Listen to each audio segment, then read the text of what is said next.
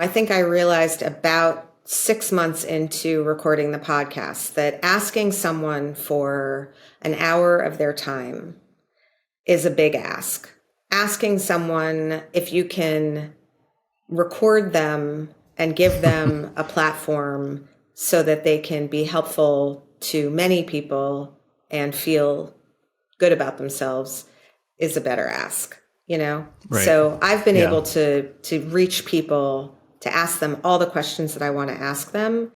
Welcome to Brands for a Better World, the podcast that brings you the stories behind the people and products building a more just, healthy, and regenerative future for us all.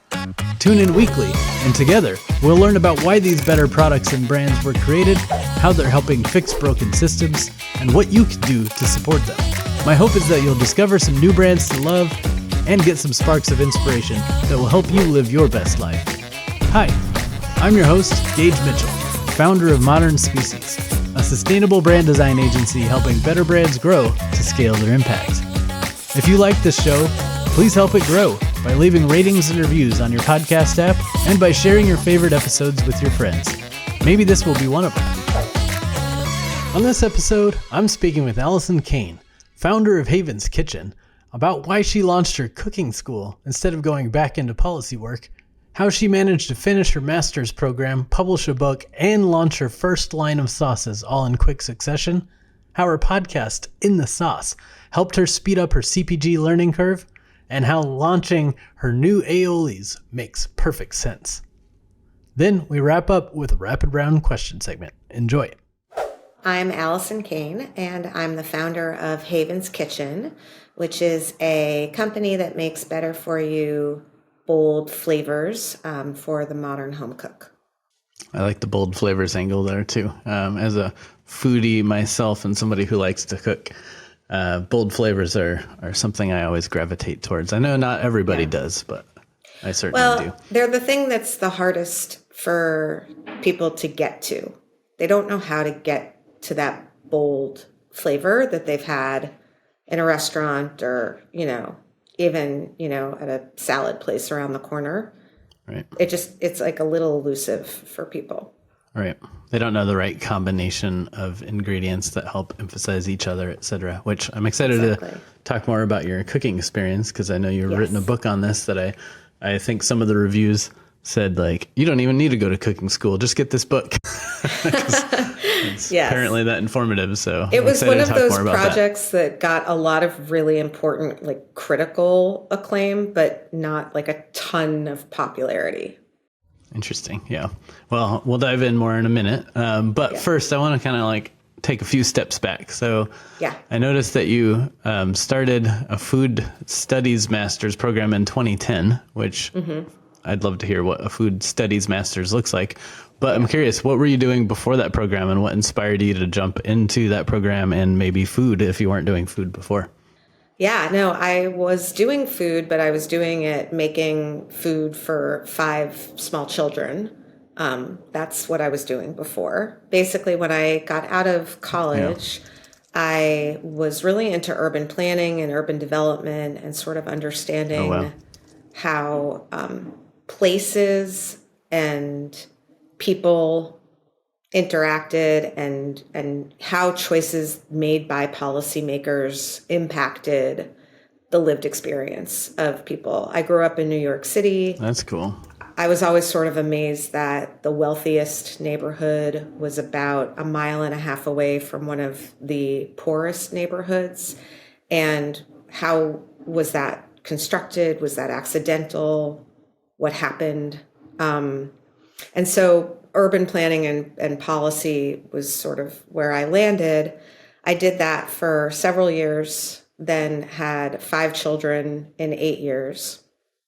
And that was enough to take me out of the formal workplace. And then when my youngest was going back to nursery school, or I guess back to kindergarten at that point, I decided to go back to school and get a master's. And by that point, while I was still really interested in urban planning, education was interesting to me, architecture and real estate was interesting to me, obviously, but food was really important to me and really interesting to me.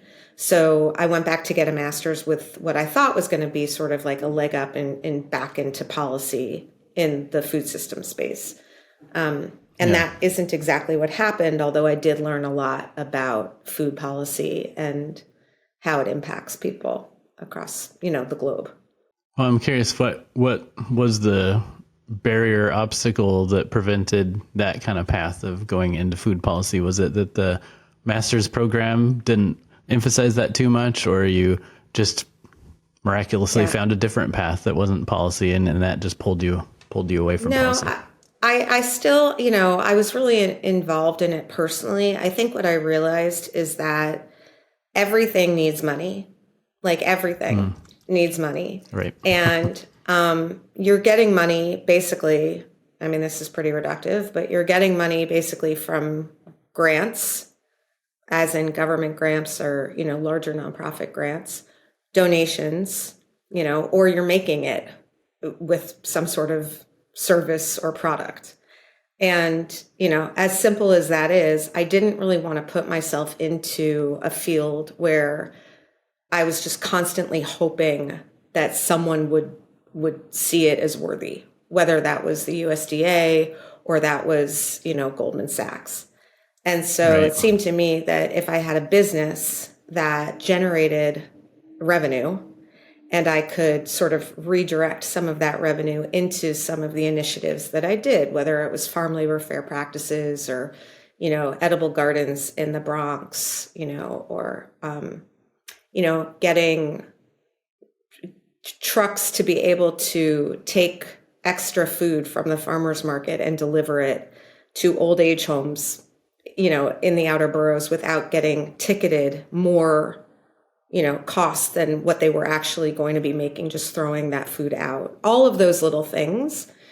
And I could support them through my business and hold events for those nonprofits and give them a place to really sort of tell their story. That seemed like a really good plan.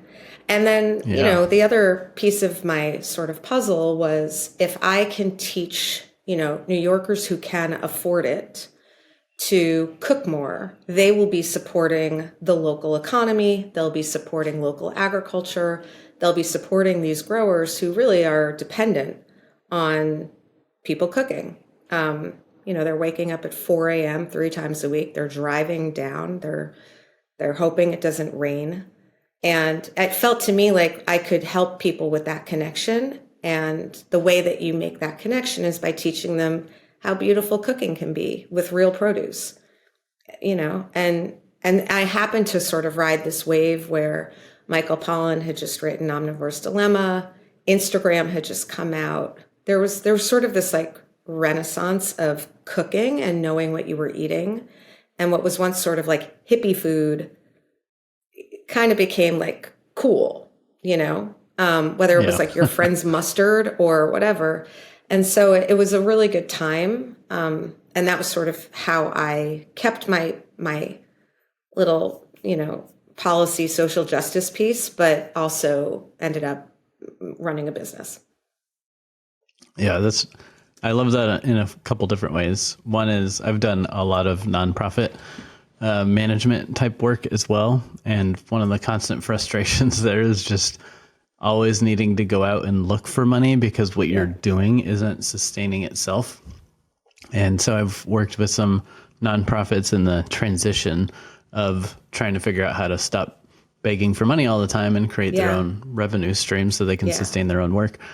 But then I also have spent the vast majority of my career working in or like building my own businesses, but also working with other businesses that are focused on impact, but make that impact by either selling a product that's better for the world or selling a product that's better for the world and building a business that also gives back. And I personally love that kind of purpose-driven for-profit model because it's just, if we're talking about sustainability, it's a more sustainable model to be able to fund all of your impact efforts purely off of your revenue. And then also, ideally, your product itself is also making the world a better place too, right? So it's It's just like a win-win business model, in my opinion. Yeah, for me too. I mean, I've morphed along the way, but that's at the heart of everything that I do, still. Yeah. Love it.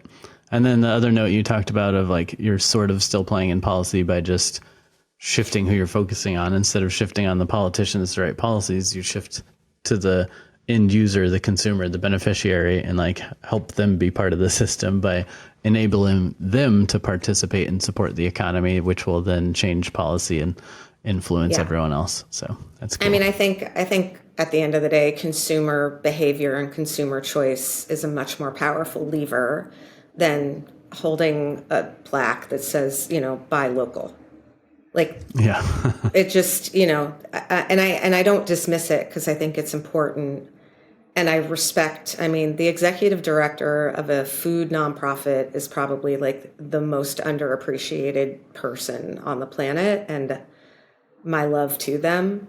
But I don't think unless you convince consumers that there is value to human labor and there is value to growing things a certain way, and that value has weight against the what's in their head about how something should cost because they've been trained to think it should be cheap.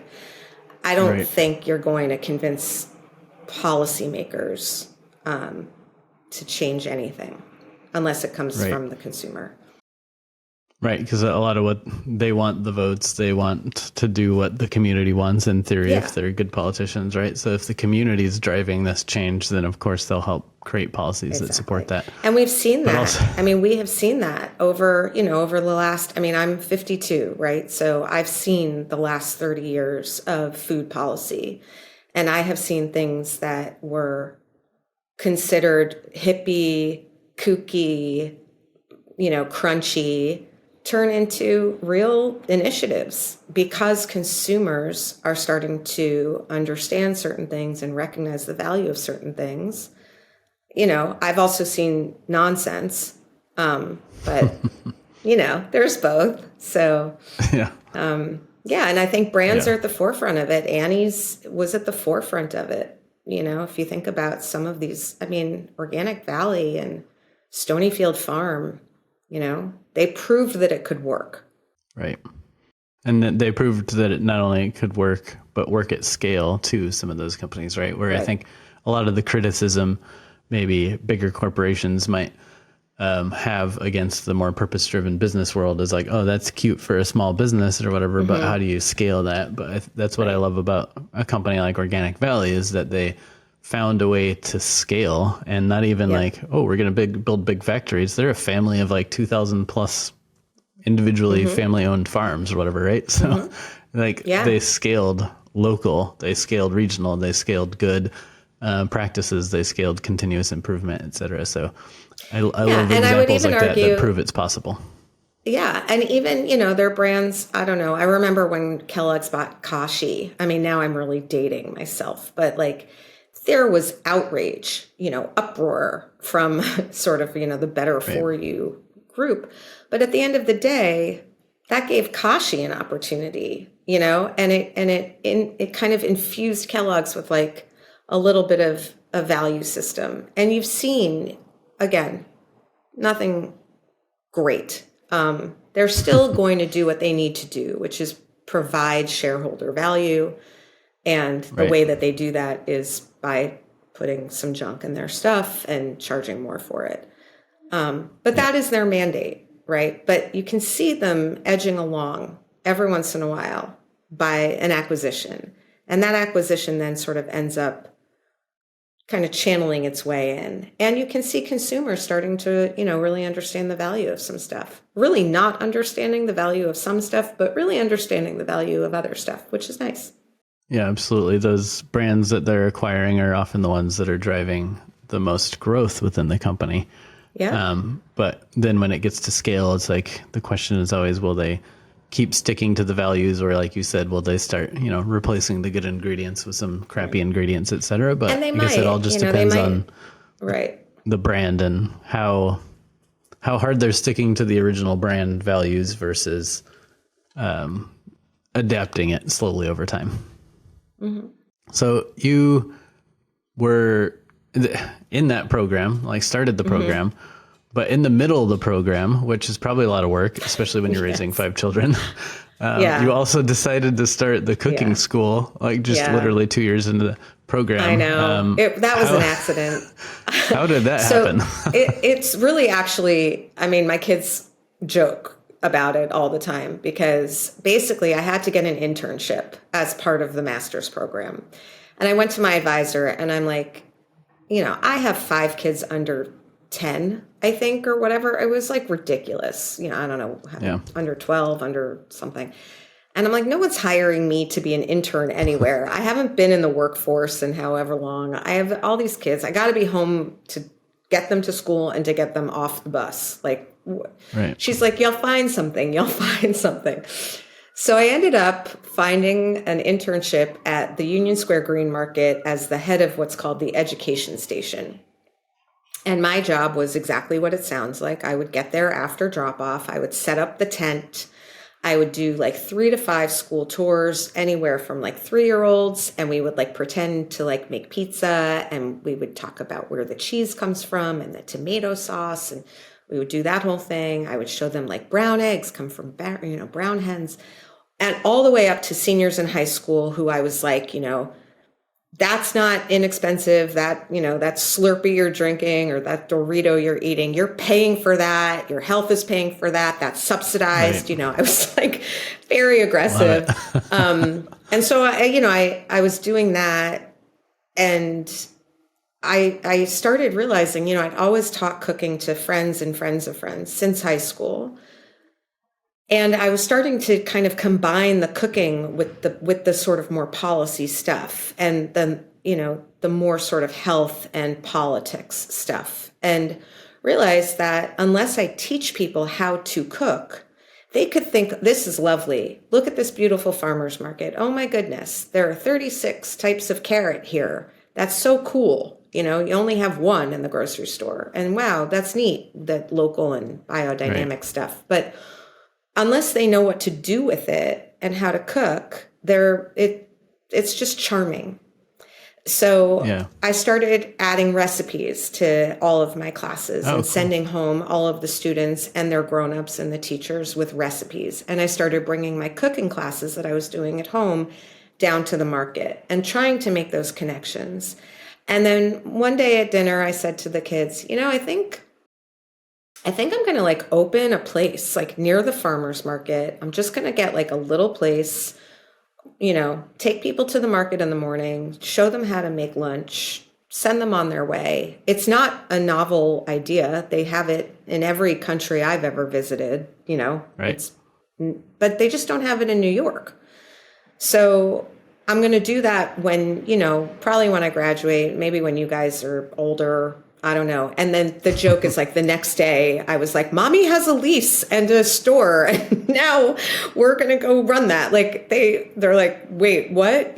So it happened really quickly. And it was great. I mean, I did that. I basically, and in my mind, because one of my kids at the time at that conversation at the dinner table was like, why aren't you starting a nonprofit?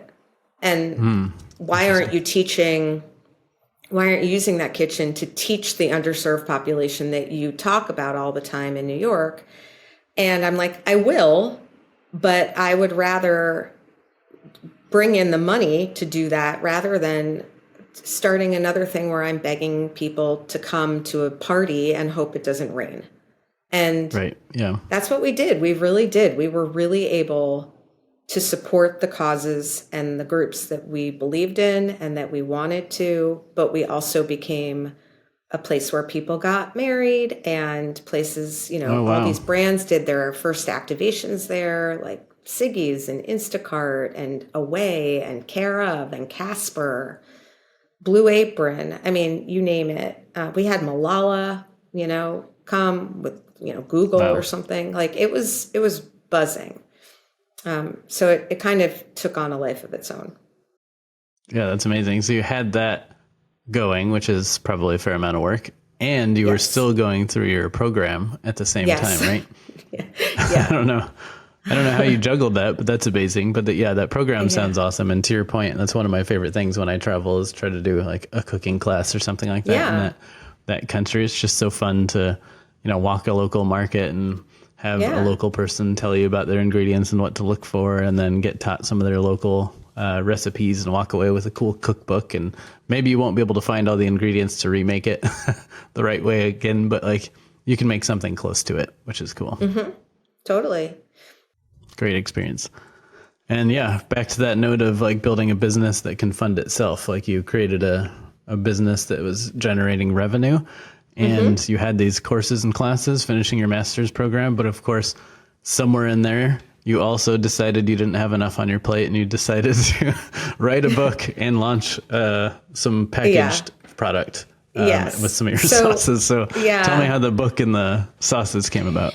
So the book was really one of those things where we, all I knew when I opened the school was that I wanted it very close walking distance to the Green Market in Union Square. I didn't really think about it as, a transportation hub or near a lot of publishers and PR companies and media companies, but it was. So I had probably like 3 to 4 publishing companies coming through for their coffee and their daily soup. They, of course, did book parties. They did all sorts of things at the venue. It was beautiful. It was a 3-story carriage house, and it was nothing. I mean, to this day, I had 2 people a week stop me in New York just to say, I loved it there. I da-da-da there. I got married, or I had a thing, or I had this scone every morning.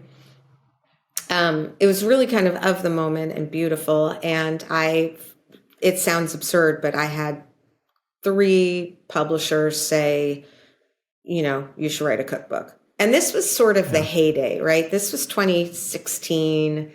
Every cafe, every restaurant, every chef, there were these like beautiful kind of lifestyle-y cookbooks.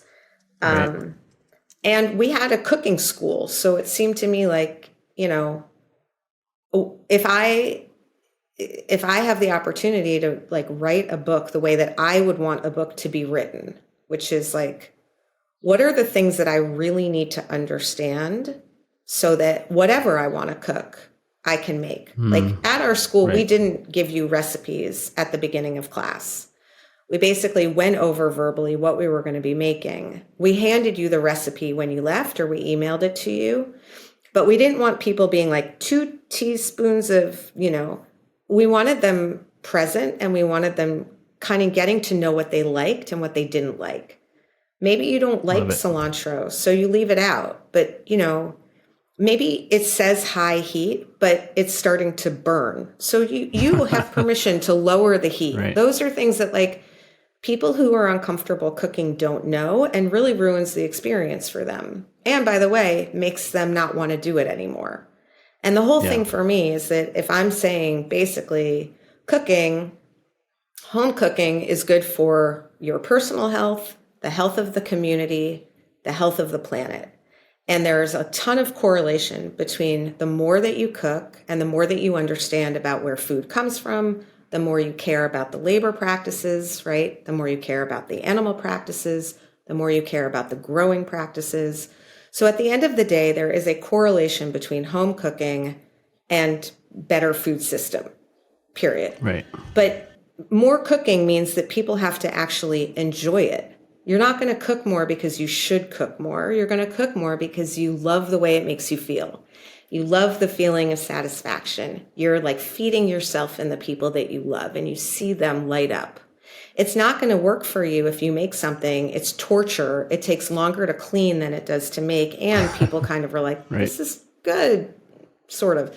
Ish. So how do we get them there? And so that was the cookbook. And then the packaged sauce was really an answer also, because I was limited in the amount of people that I could reach. I'm not a tech person, as you and I have like discussed at the beginning of this when I couldn't even get on the podcast. Like I wasn't the person who was going to make online cooking classes a thing. I was the kind of person who could make a really delicious product that had a QR code that took you to a bunch of recipes and a bunch of like sort of skills building videos. That's what I could do. And my thought was, I can fit 12 people at the kitchen table at the cooking school every night. They have to pretty much be in New York, right? To be able to be here, to be able to learn. But what if I put this product out into the world, and it's kind of like this connection between all of the knowledge and the skills and the education that we have and them in their own home cooking, kitchen. And it was really, an answer to a lot of our students. Meal kits Plated and Blue Apron launched the same year that I launched the school. And everyone that came to a class was like, oh, I subscribed, but then I unsubscribed. It made me feel bad. I didn't, it was too much, whatever. But I loved the sauce. I kept the sauce. Oh, cool. And so we were like, because the sauce is the hardest part, because you're either mincing or blending or roasting. You have to balance that acid and that salt like we were talking about at the beginning. Yeah. It's where, people can learn how to grill a piece of chicken or fish and make a pot of rice. But the sauce, actually, there's a lot to it. And the options at the time, so I had graduated from my program. I was now teaching as an adjunct at NYU. And so I had all of this access to like a lot of market research. There wasn't a ton of innovation. There was, I think Primal Kitchen was sort of getting started. And that was more about, dietary macros and certainly a better for you angle, which was good. Sir Kensington's was getting started, which was definitely premium. But it didn't feel like there was like true innovation to like really bring global flavors, really better for you, different type of packaging to consumers. And I don't know why I thought I was the person to do it, but I did it. Yeah. I mean, that makes sense based on everything you're saying, right? Like, of course, if you're running a cooking school, you could have come up with any food product, but like you listen to your students, and they were always kind of raving about the sauce. And to your point, like you could kind of mess up some of the other pieces in a meal, but if you've got a good sauce, it kind of makes it up for it, right? So like there's lots of reasons why focusing on the sauce kind of makes sense. And then to your point, like in the market, like there aren't a lot of great, better for you sauces. There's a bunch of like garbage with a bunch of crappy ingredients you probably don't want to put in your body on the market, but not as many like really chef quality global flavor, like better for you sauces out in the market. So strategically it all makes sense. I know like CPG industry wise, obviously it's a really difficult industry. And like a lot of people I hear who go into the industry say like, now that I know what I know, I don't know if I would have chosen this path, right? But I didn't know, so I went ahead and jumped in. So to some degree, that's like a benefit, right? You didn't know what you were doing to some degree, so you jumped in and did it anyway. Whereas maybe if you knew enough, you might have talked yourself out of it. But that's true. And speaking of which, this is a little out of order of what I wanted to talk about, but like part of what I thought was interesting about your story is you knew you didn't know what you were doing, but you intentionally went out to get the knowledge that you needed by starting your podcast. So you're at this time where you launched your cookbook, you're launching sauces, you knew there was some learning curve and you decided to do something about it. So tell us a little bit more about your podcast. Well, it's funny because I had what's called at the time a radio show, and it was on urban agriculture. I had started it with the old executive director of a really amazing organization in New York called Just Food. And basically we were like the intel chip behind a lot of smaller, more local nonprofits. So if you wanted to build a school garden, but you didn't know how to get the permitting or the, EBT machine so that you could accept SNAP, you would call Just Food. We would train your team. We would help you get resources, and then we would like sort of leave. And it was amazing because we had projects all over the state really. Challenging when USDA money dried up, which was partly why my thought process was interested in not relying on outside sources. But Jackie and I had this radio show at Heritage Radio Network that, we went to every week in Bushwick, and we would have the teenager who started the aquaculture thing at her school, or the woman who started the thing at her, That's cool. senior home, and the guy, like, we just told these stories of New Yorkers doing really cool things in urban ag. And Jackie moved, and I was kind of doing it myself, but I had just launched this other business. And so I just basically went to the executive director of Heritage. It's a nonprofit radio station about food systems.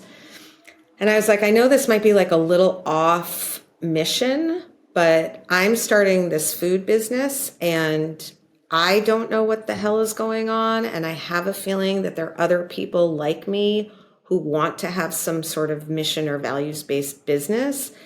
And we don't know where to go for this stuff. So can I just change my my weekly radio show from being about urban agriculture to being about like starting a food business? And they were like, yeah, sure. Like, I don't know how many people were listening to the urban agriculture show.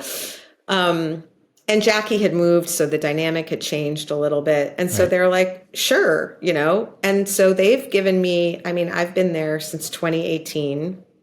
Doing this show. I'm on like episode 250 something or 230 something. And it's just, it turns out it's got a lot of listeners now, because I was sort of at the beginning of something.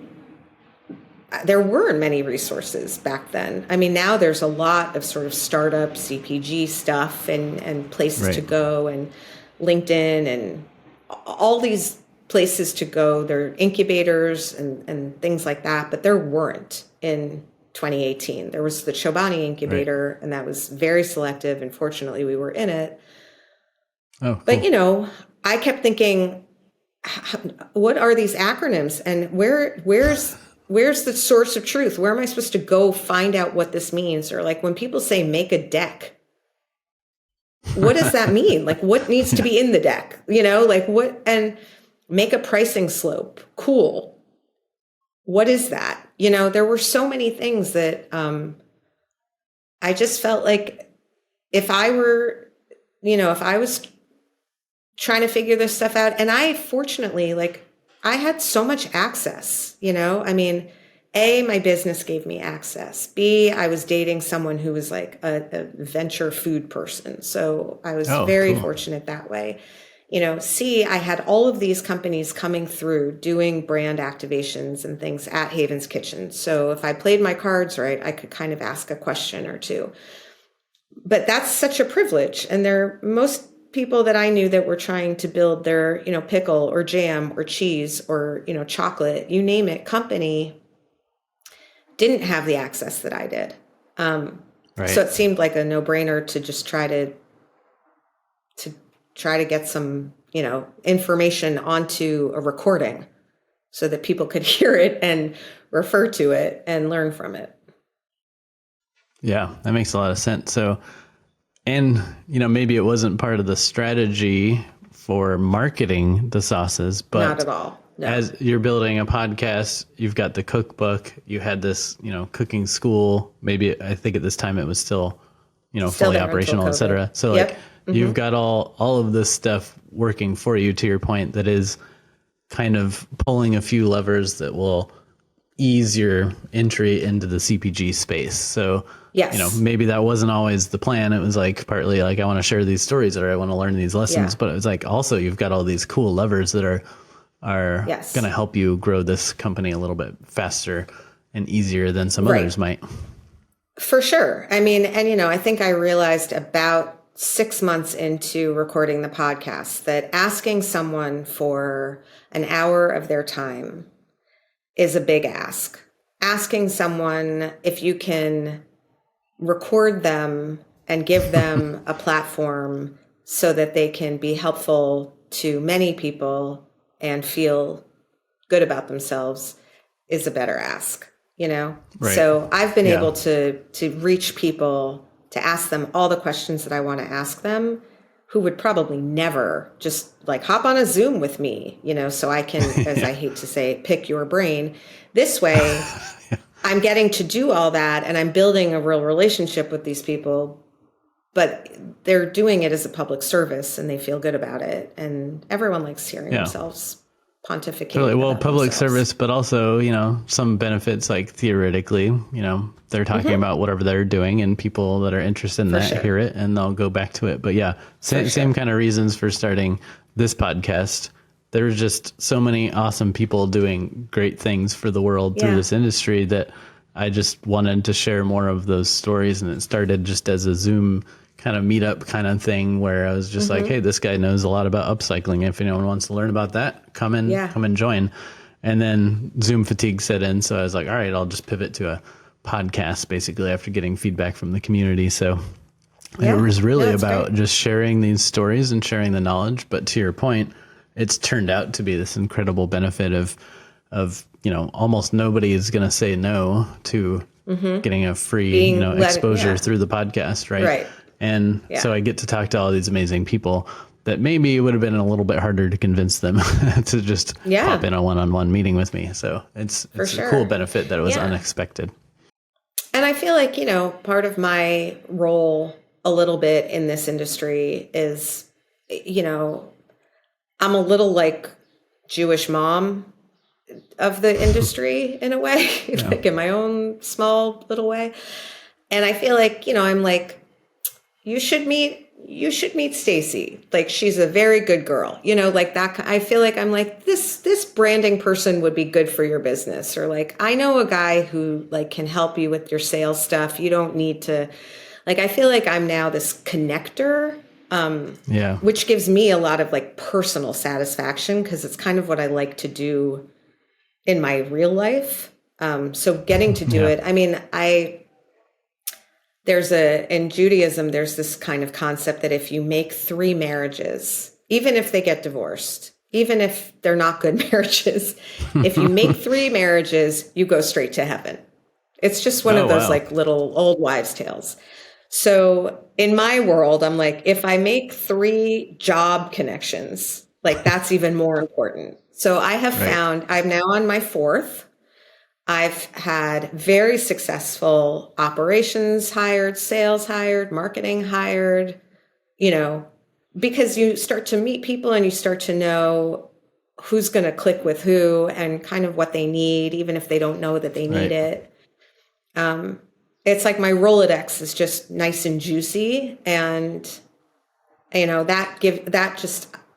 yes, it's lovely to be helping people. It also like selfishly just makes me feel very good about myself. Right. I mean, it feels great to help people, and helping them get a job, helping them find a partner, helping them, get connected to a grant opportunity, helping them get exposure, like whatever it is, it just feels great. And I feel like that's 90% of my job with all of my community building or agency is whatever is.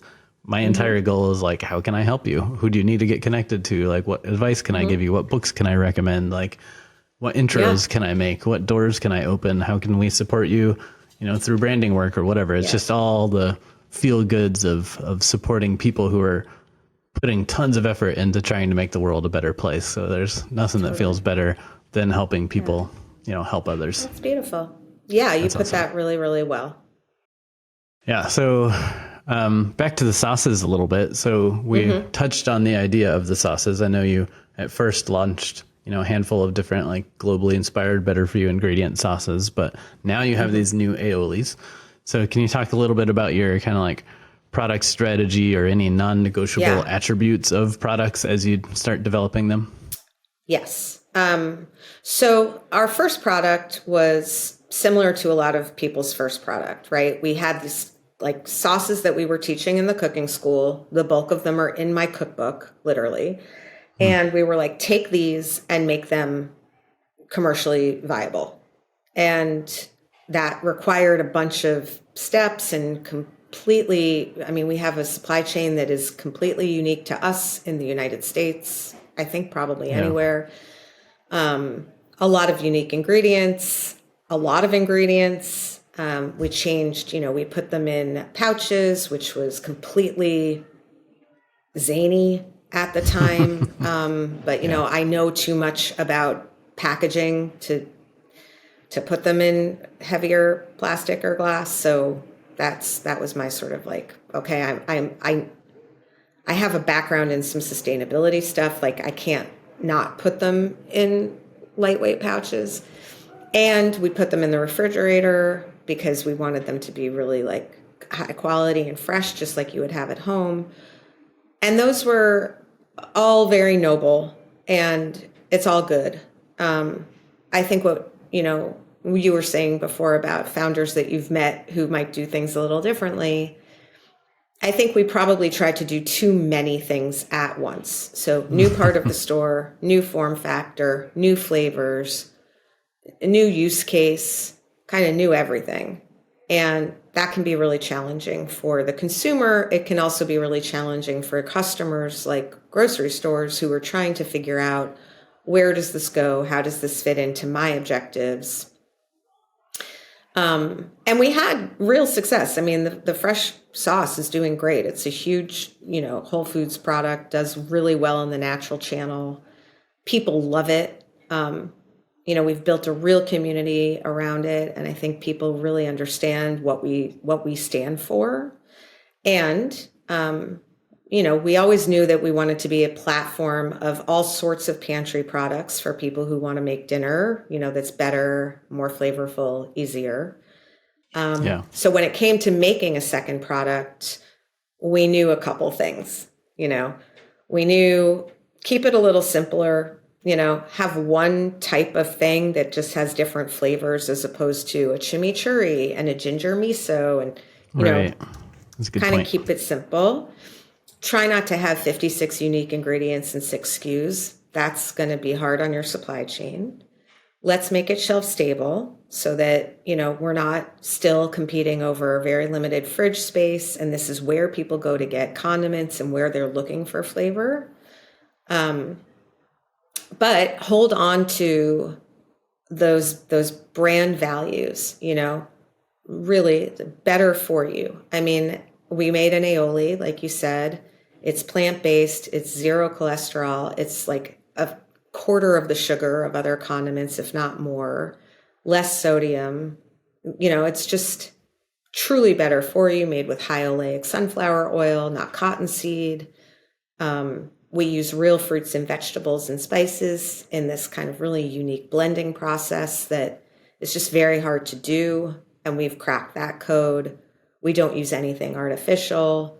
So we're truly better for you. We are globally inspired because we really believe that the world just has so much to offer when it comes to flavor, and you don't have to limit yourself to Chipotle, and while we can also kind of bring in some very traditional sort of American flavors, we also just like to add a bit of something fun from around the world, or something that just kind of is unique and a little different. And, also that better for the planet piece where, not only are we putting the sauce in a lighter weight pouch, which is, way less fuel, way fewer emissions, but even our process, our co-packer is B Corp certified. We use electric heat instead of fuel to really just kill the microbes basically quickly to make them shelf stable. We're using upcycled aquafaba to make them. So those are the brand pillars. That's the integrity factor. And the most important probably of all is that we're making it really easy for a home cook to feel great about making something. Because you can take any one of these, put it on your chicken, your salmon, your tofu, your shrimp, whatever, and feel a little bit like, I made this. And if you have that feeling, you will do it again and again and again. Yeah, I love that. That it always comes back to that core, initial principle of just helping people learn how to cook. But you can do it through a cookbook. You could do it through a cooking class. You can do it through, packaged products. There's so many different solutions to that one problem. And I love that you kind of, I don't know if instinctively knew that or was just had a lot of business experience prior or whatever, but that's, I think, the smartest way to build a business. Instead of getting hyper focused on a solution and trying to find problems of, people with a problem to sell that solution to, you focus on the problem and you can come up with a million solutions, and that makes you more resilient. When a pandemic hits and you got to shut your cooking school down, it's like, well, great. I still have the sauces. I still got the cookbook. I still got these other solutions, and there's more yet that I haven't released. Right. Yeah. And I actually, I love the idea that, when we, I've been teaching cooking now for 25, whatever years, a long time. But the research backs up what we know, which is that it isn't just the act of cooking that intimidates people. It's thinking about what to cook. It's the inspiration for, I don't know. I make the same chicken and salmon every night. Like, I don't know. How do I get out of my rut? Right? Providing that inspiration. It's the shopping, right? How do we simplify that process so that you don't just say like, no, I don't feel like going to the market or going on Instacart. I'm just going to order in. All of those steps along the path, from thinking about it to my daughter's boyfriend is coming to Thanksgiving and he only eats vegetables. Like, what do I do? Yeah. If we can make all of those touch points, again, cleanup is a touch point. Having a leftover thing of miso in your fridge because you bought it for one recipe and it's just sitting there. And every time you open your fridge, you see this tub and you're never going to use it. And you feel bad about it, so you don't throw it out, but you feel bad and it's bothering you. Those are all things that happen in someone's brain that make them not cook. And our job is figuring out how can we help them get over those humps, whether it's making a product that solves the problem of mincing or shopping or chopping or roasting or blending, or the content that we make to support them, which, for us is not supporting sales as much as it's supporting our consumer and it's supporting our community. Like the content for us is part of our product, which I think is different from a lot of other companies. And, fortunately for us, we have endless content to make because there's endless touch points of cooking and making meals that, get in people's way.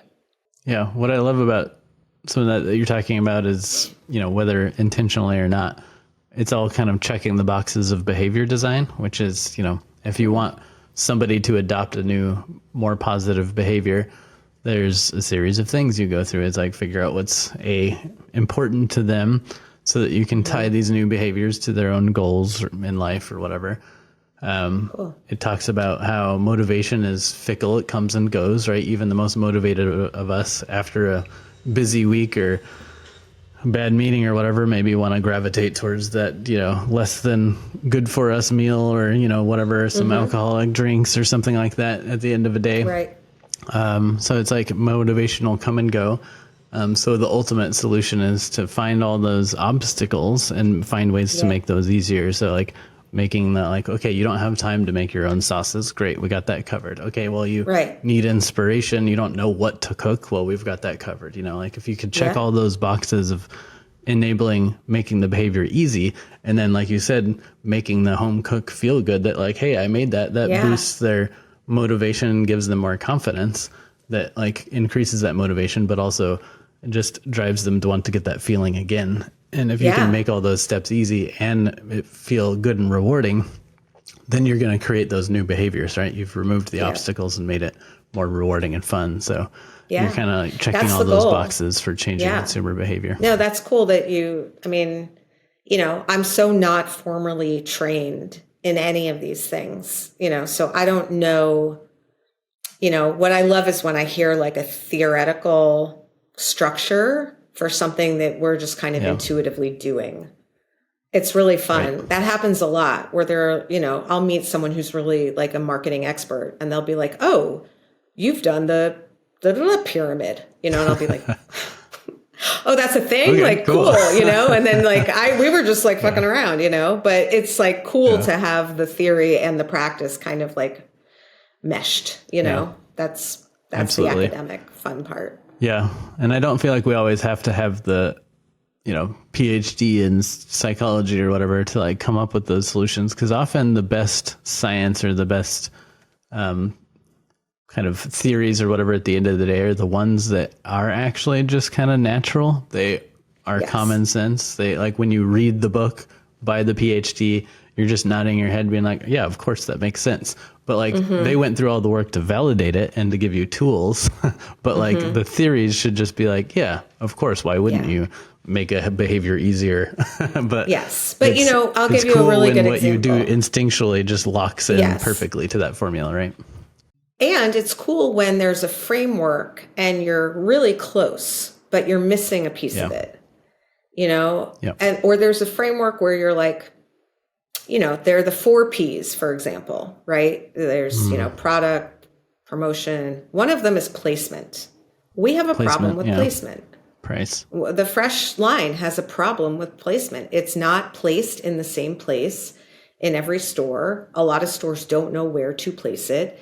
You can't expect a consumer to go hunting for you in different places in different stores or in different formats. And that has, I think, hindered us a bit. And it's why I think it's a really strong natural product for now, and maybe later can kind of scale into conventional. I'm not sure. But, I kind of wish I had known the 4 Ps, because I will tell you, this year at Expo West, we launched the new aioli, and every single buyer was like, where does it go? And I was like, in between Primal and Sir Kensington. I had a very clear answer. They could picture the shelf. There was no ambiguity. It wasn't like what it is with the Fresh, which is, well, it depends on what your produce set looks like and where do you have your dips and dressings, and do you have a plant-based set? And you can really put it in a couple different places, because like I've lost them, and I think that framework, those theoreticals, yes, sometimes they get a little bit like, you guys are just having a good time, theorizing. But when you can match them up with like an actual situation, you see how important they are. And now I really like to overlay them onto everything we do. Yeah. And you just kind of illustrated it again, right? Like for the retailer, you're trying to encourage a behavior from them, which is to take your product and put it on their shelves. So if you can make it easy for them too, by making sure it's clear where to put it, it's clear what the product is, it's clear why customers will want this, and then make it compelling with your mission, your brand, your whatever. Like I always just hyper focus on clear and compelling, like just make those things easy. And then, everywhere else, if you keep getting hurdles, like if there's some part of your funnel where people keep falling out, you just look to make that part of that funnel easier. Yeah. More clear. Even the funnel, et cetera. So I didn't even know what the funnel was. Yeah. I mean, the funnel is like a really cool thing to learn about 5 years into a business. Oh, that group of people is that they're at the top of the funnel, and these people are at the bottom of the funnel, and you think of them differently. Like, what a fun thing! I didn't know that. Yeah, and I think for me, the aha with funnels was how many layers of the funnel you have, and then you just do like a calculation of, okay, if I'm going to lose a percentage of people with each layer, by the time I get down to the bottom, what's my cost of acquiring that new customer? And it might be like $3,000, and they're going to buy $20 worth of product. And it's like, okay, this is a really bad funnel. Okay, I need to remove some layers and increase the percentage of people that pass through each spot. But you learn as you go. Yeah. I mean, it's funny because even today we were talking about, the only very clear, very obvious sort of converter from a marketing spend perspective is Instacart ads. That is a bottom of the funnel. I am ready to add things into my cart. I am sitting on my couch. I'm thinking about what I want to eat. And when we show up next to your chicken or next to your vegetables or next to your bread, we see tremendous success. And if I was doing everything purely based on, return, I would just put 100% of my dollars into that. like literally. Right. Into that, and I guess in-store, promotion that I have to do for the retailer. I wouldn't even have social media, Oh, totally. Yeah. But, you're trying to do other things too.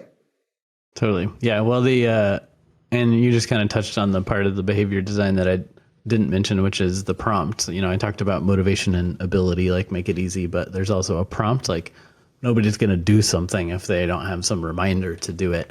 And so it's kind of like placement. They got to either find you on shelf or a prompt or an ad or something like that, like your Instacart kind of ad or an email or something like that. They have to have some sort of thing reminding them that there's this behavior that they need to do. So like the Instacart ads is a great example, because with behavior design, you want to associate the new behavior you want them to take with an existing behavior they're already doing, ideally, so that it's not some wholly new thing. It's just like, oh, I'm going to brush my teeth. Oh yeah, I need a floss too, or whatever, right? But with Instacart, it's like, oh, I'm already buying pasta, vegetables. Right. And now I need to like, I need a sauce. Is there a good behavior design book? Yeah. Yeah. I'm like, the one that I like just because I did fun. the one that I like just because I did the boot camp with the author is Dr. BJ Fogg from Stanford, but he wrote a book called Tiny Habits. Okay. And it's all about the easiest ways to build habits. And he kind of wrote it mostly from a personal perspective, but he does a lot of consulting, and the boot camp was around business perspective. So like, sure, you can do this for yourself. And that's what the book is about. It's like, how do you reduce negative habits and increase positive habits? But the principles are kind of the same for a business. Like, how do you get the customer or the consumer or the whoever to do the things you want them to do? And again, all the principles are the same. He's got this nice chart that shows you kind of a map of where behaviors are likely to happen versus where they aren't. For example, if it's a really difficult task and they're not motivated, they're not going to do it, right? If it's an easy task and they're motivated, well, of course, they're going to totally do it. And if you put the prompt at the right point to remind them, behavior's done. Yeah. Consider it good. No, very cool. And then there's systems for like turning those one-time behaviors into repeatable kind of habits, and lots of stuff, even just around like, celebrating your wins or kind of motivational moments like you were talking about. Like, they use your sauces and they feel really good about what they made that week, and their family says, wow, this is really good. They get that little boost and they're like, you know what, I'm going to do this cooking thing more often, and I'm going to, look for more of these Haven's Kitchen sauces.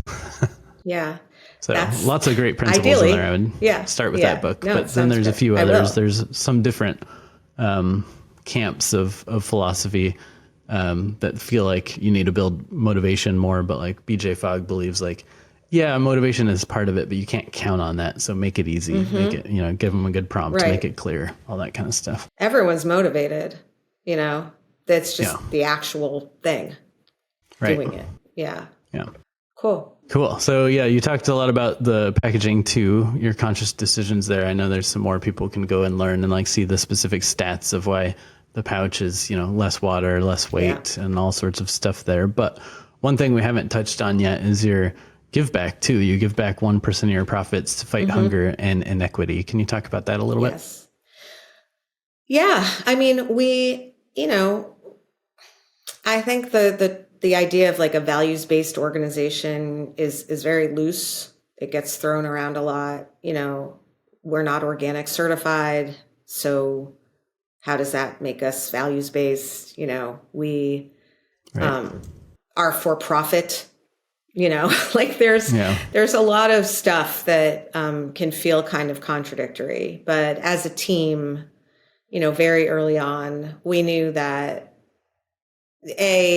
we wanted to be the kind of organization that did sort of micro acts of kindness for each other, for our community. Again, this all kind of comes from this place of not two dudes in business school filling a white space kind of mentality. It's a different type of business than that. But we have to play by the rules of businesses like that. And we're funded by the same people that fund businesses like that. And we're trying to reach consumers just like businesses like that. So we didn't want to necessarily make it like a massive mandate or put it into, have some stamp of approval from anything on us. But as a team, we decided that at the end of every quarter, we wanted to donate a little bit of money. And, a lot of companies say that they do that, but they talk about a percentage of profits. And as you know, many CPG companies aren't profitable. Right. So I'm not sure that that's a percentage of anything. So we were just, a percentage of sales or net sales, to be fair. And so, we send around a little, depending on what's going on,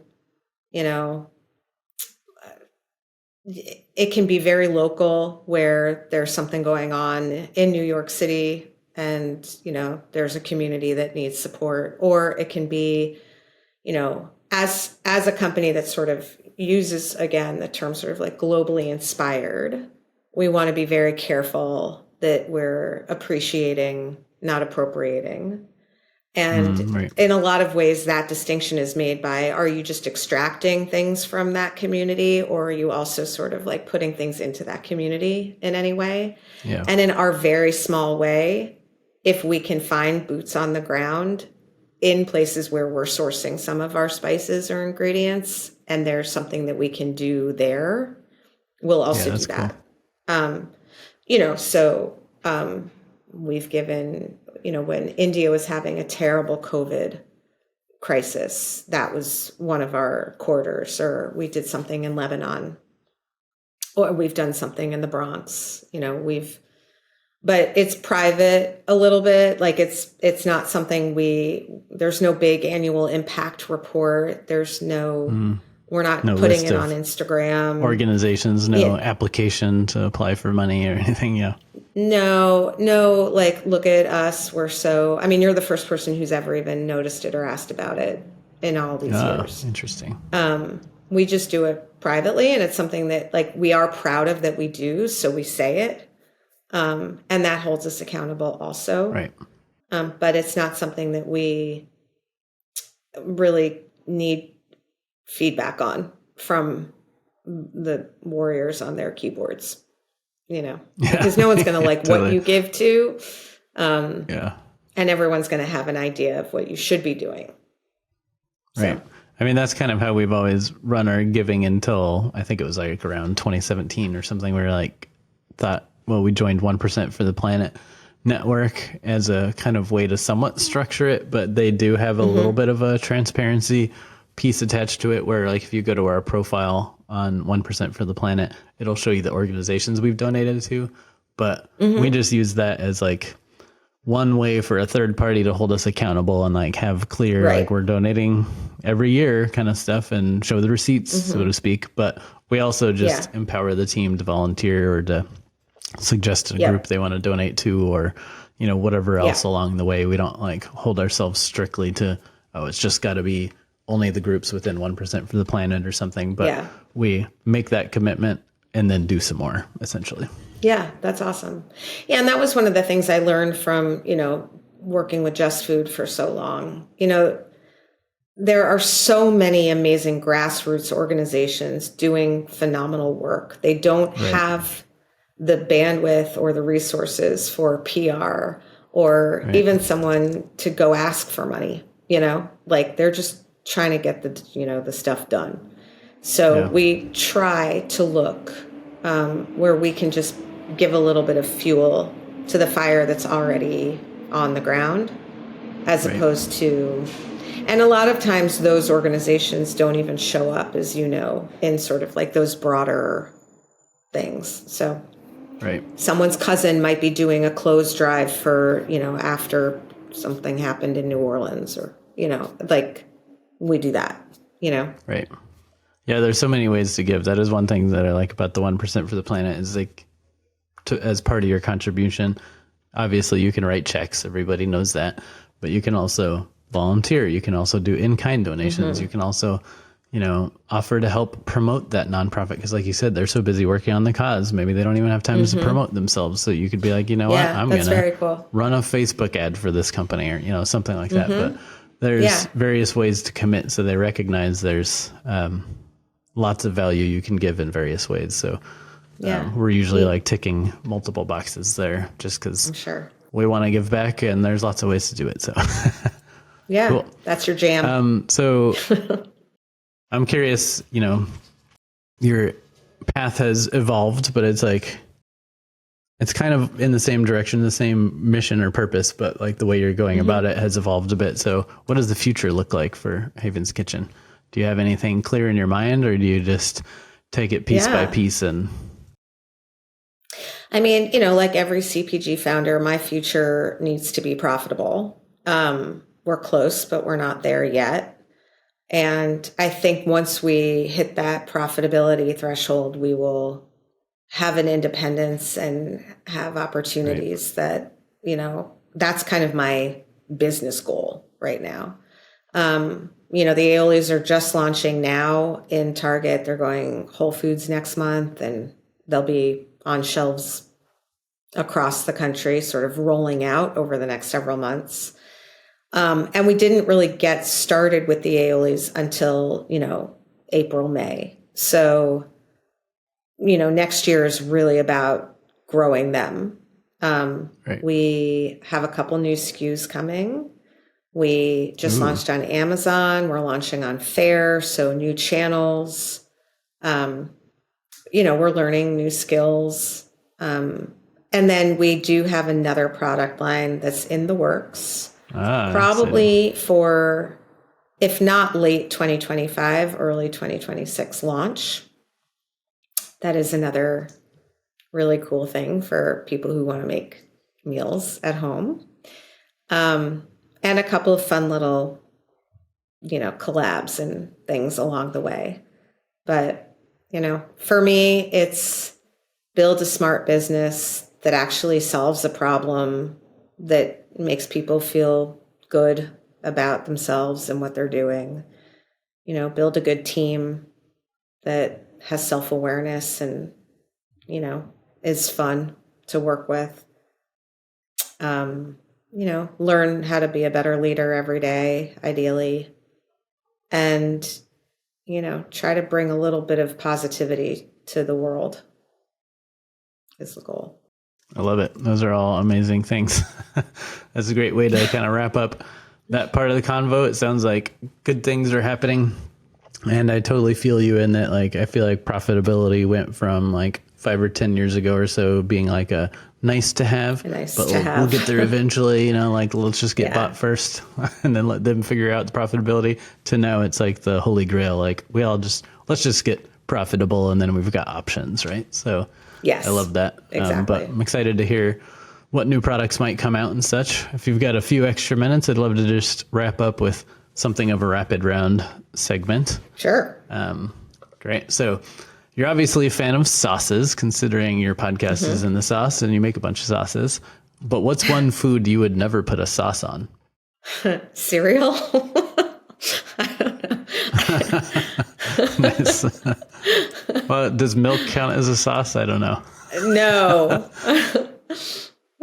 That's funny. I'm sure there's a better answer. Yeah, I was picturing, like, I know my like maybe Texas brother-in-law would say steak or something like that, like it's just pepper and salt only or whatever or something like that. But cereal, yeah, that's an interesting one. No chimmy cereal coming out. No. So we know what your product line is not now. It's not cereal. Yeah. Okay, so what's your favorite hobby? Like, obviously you do tons of stuff around food, but like, what's a non-food hobby that you try to find time for? Ceramics. I got really into hand building like 2 summers ago. Yeah. Very fun, very meditative. My stuff is like a 3-year-old, but I love it. It's so fun. That's really cool though. Anything you do with your hands, I feel like just puts you in a different space than when we spend most of our day like using our brain, but like just getting into a craft is always nice. Okay. What's the best piece of advice you've received? This could just be like recently or all time. If you don't feel your feelings, they get bigger and you will eventually either take them out on other people or take them out on yourself. Wow. Okay. That's a good one. I like it. All right. Who's an impact-driven leader you admire and why? I mean, I think Daniel Lubetzky, I think I think Kind was revolutionary in a lot of ways, but I think that the work that he's been doing lately, really just trying to build unity and consensus and bring people together. I think he's a true builder, and I really admire him. Yeah, he's been mentioned a few times, and I hadn't been staying close to what he's doing since Kind, but I've been hearing that he's doing lots of cool stuff. So I'm going to have to poke around and look into what he's doing today a little bit more. Yeah. Great. Okay. Final question. Since this podcast is called Brand for a Better World, what does a better world mean to you? Gosh, it's such a big world, but I think it goes back to that feeling the feelings thing. I don't think people are born with anger or hate. I think that it's taught. And unfortunately, it keeps recreating itself because people are scared and insecure, and that fear, whatever it is, physical, emotional, psychological, ends up taking itself out in terrible ways. Little mini ways, big ways, little trauma, big trauma. So a better world is where more people have access to, the basics, and we get rid of some of the toxicity on social media that just fuels the anger and the fear. And we take a collective deep breath and sort of reset our priorities. Yeah, I love that because it's kind of safe spaces is kind of the word that was coming to mind, right? Internally with companies, if people are constantly scared or worried about what's going to happen to them if they make a mistake or whatever, then your team's not going to be very innovative or productive. And, for people trying to show up and just live a healthier, happy life, well, if they don't have their basic needs covered for them and they're worried about paying rent or putting food on the table, how are they supposed to make the best decisions and buy from the best brands or go get a better job or whatever? Right. They're just stressed to the max, right? So if everyone can have safety, security, the fundamentals covered, then we can all focus on leveling up from there and being happy and fulfilled. But you got to have those base needs covered first. So that's cool. Love it. Yeah. Well, thanks for doing all the things you do to build a better world. And it was really fun to get a chance to hear more behind the scenes of how all this happened and what drives you doing what you're doing. So I just appreciate you following your values and just instinctively doing all the right things and trying to, put something good out into the world to change the system and make people's lives better. So thanks for all that. Thanks for having me. This was a really fun, very deep, good conversation.